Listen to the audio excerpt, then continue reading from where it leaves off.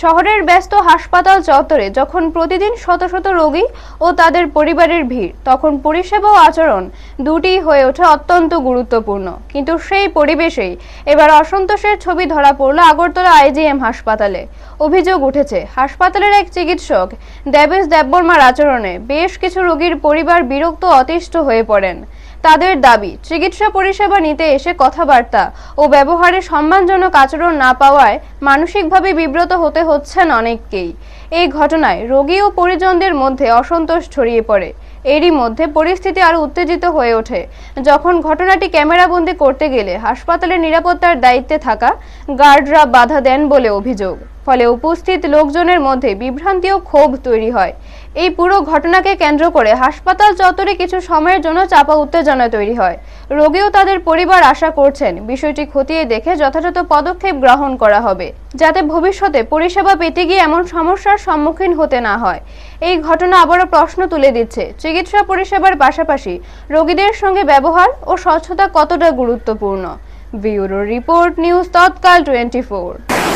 ছোট বাচ্চা আছে, প্রেশারটা না পাই প্রেশারটা না পাই দ্বিতীয়বার যাওয়ার পরে তাইনে ভদ্রমহিলা যে ডাক্তার দুজন স্যার এবং ম্যাডাম, তারা দুজন আমাদের খুব বাজেভাবে ব্যবহার করছে।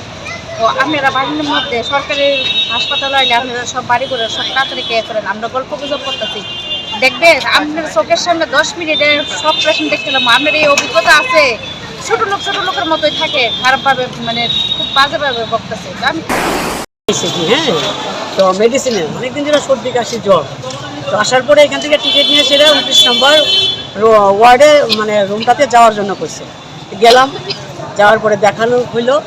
তো আমারটা দীক্ষা আসছে পরে প্রচুর পেশেন্ট বাইরে আছে।